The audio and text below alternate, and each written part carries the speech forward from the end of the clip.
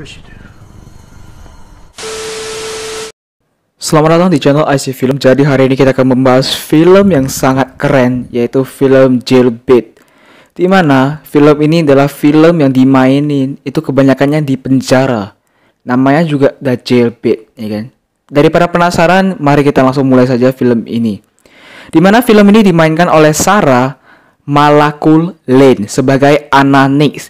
Penasaran kan gimana ceritanya? Cantik pula pemainnya, ya kan? Sedap itu. Oke. Simak rangkuman berikut ini. Dan sebelum kita mulai, jangan lupa untuk terus dukung channel ini dengan cara subscribe, like, komen, dan share. Terima kasih. Oke, mari kita mulai.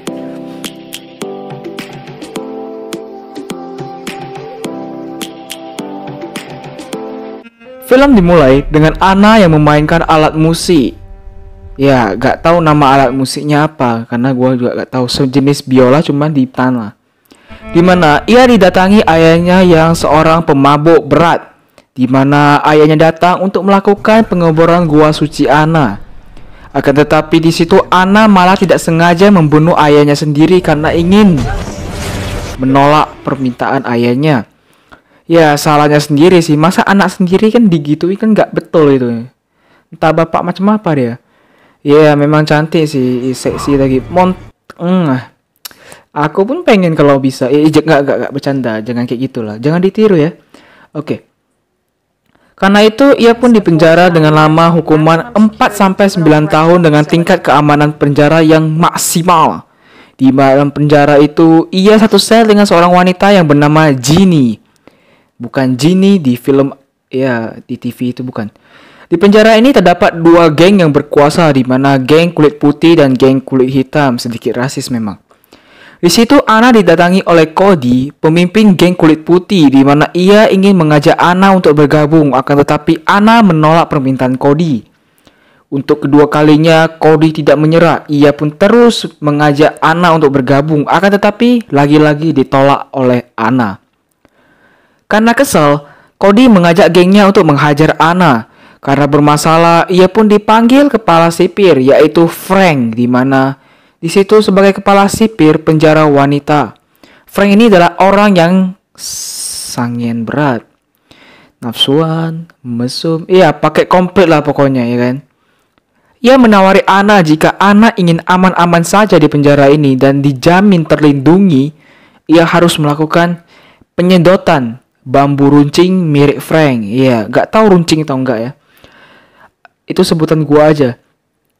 Anna pun menolak dan kembali ke selnya, di mana di situ ia berbicara dengan Ginny untuk menghiburnya, dan karena tertarik dengan Anna yang sangat cantik, Ginny pun meladeninya.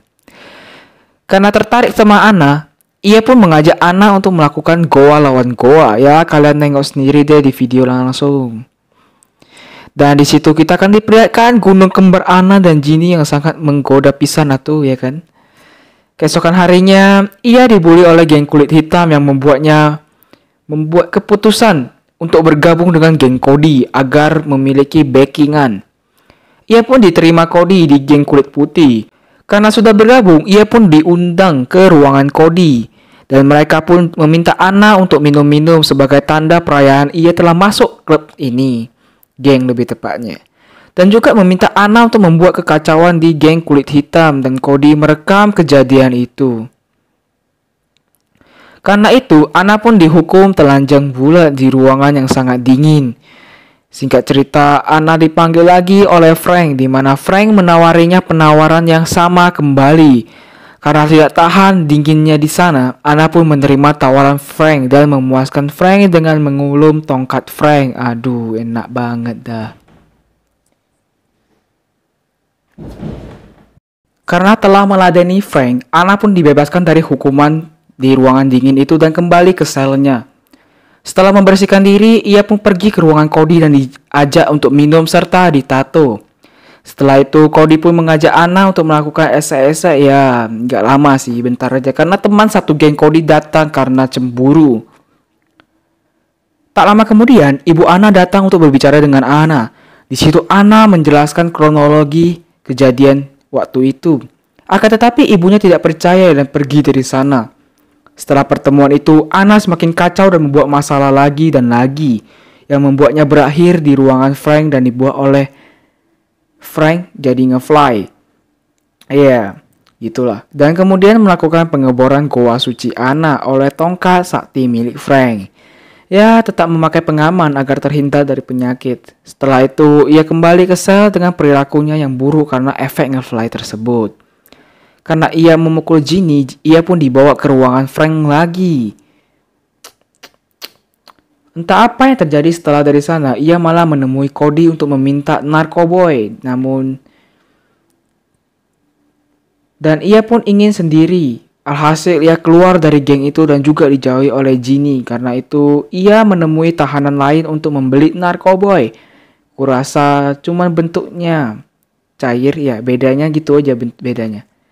Dan itu disuntikan ke dalam dirinya. Yang membuat Cody berkata, "Apa kau tidak mau hidup lagi, ha?" Mereka sempat berdebat dan panas. Secara resmi, Anna pun keluar dari sana dan ia pun didatangi oleh geng kulit hitam yang menghajarnya. Hidup Anna semakin lama semakin kacau, semakin tak terkendali. Keesokan harinya ia meminta suntikan itu lagi dan ia pun nge-fly dan mulai mentato dirinya sendiri tanpa takut rasa sakit.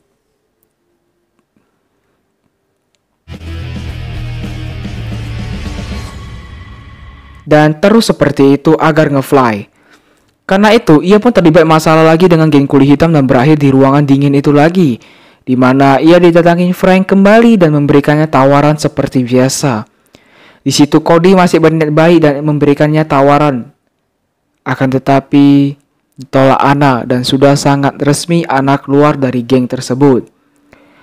Keesokan harinya ketika ingin nge-fly lagi, Cody datang membawanya pergi dari sana. Karena ia masih peduli dengan Anna dan memberikannya kesempatan lagi. Tetapi ditolak lagi dan ingin mencoba bunuh diri kali ini.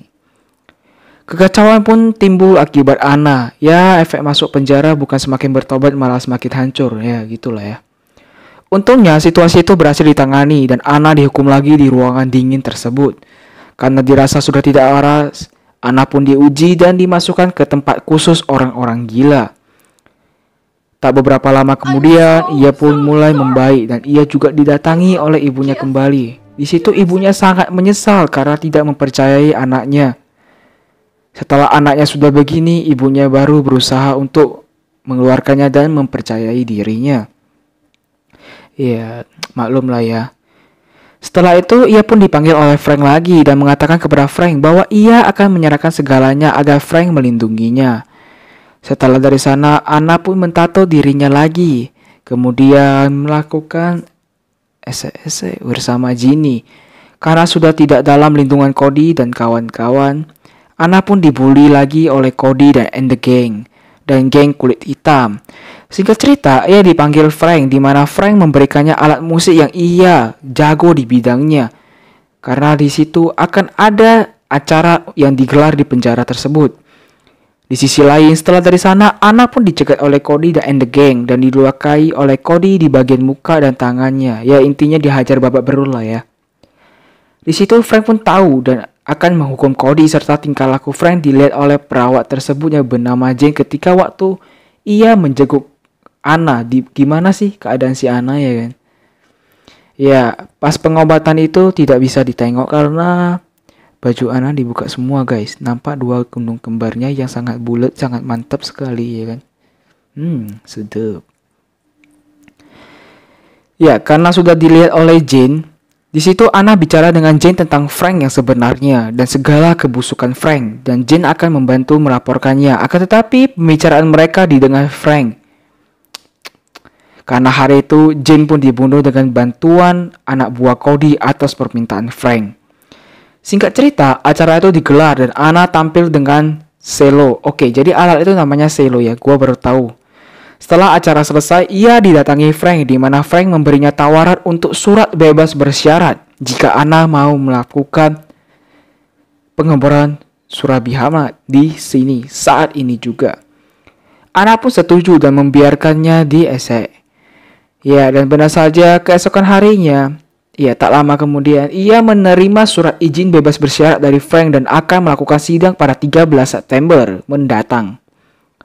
Sebelum sidang, ia pun meminta bantuan Cody untuk menghancurkan Frank. Karena di situ Anna berpikir bahwasannya Frank hanya ecek-ecek saja, jadi ia harus menyiapkan rencana cadangan.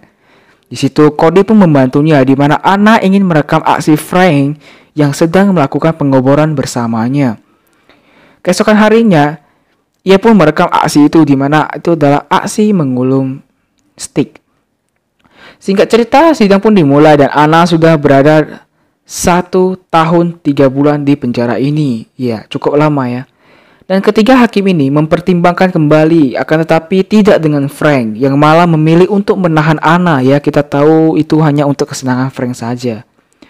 Di situ Anna kesal dan memperlihatkan video pengumuman itu kepada 3 juri lainnya yang membuat Frank ditahan dan Anna pun dipanggil untuk sidang lagi dan Anna dibebaskan.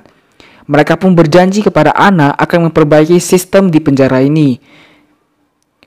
Di situ Anna pun bebas dari penjara itu dan berpelukan dengan ibunya, yang kemudian bersama ibunya ia tampil di sebuah acara dengan selonya, di mana itu adalah hal yang diimpi-impikannya Anna. Dan film pun tamat. Ending yang sangat membuat kita ingin seperti Frank ya. Tidak tahan. Pengen aja rasanya, cuma nggak bisa. Ya udahlah ya. Sekian, terima kasih telah menonton. Sampai jumpa di video selanjutnya. Thank you untuk yang semua yang telah mendukung channel ini sampai saat ini. Kita akan terus kembali upload seperti biasa setiap harinya. Oke, terima kasih telah mendukung channel ini. Jangan lupa untuk klik tombol subscribe, like, comment, dan share. Dan kita akan upload lagi dan lagi. Oke, sampai jumpa di video selanjutnya. Terima kasih telah menonton. Dadah.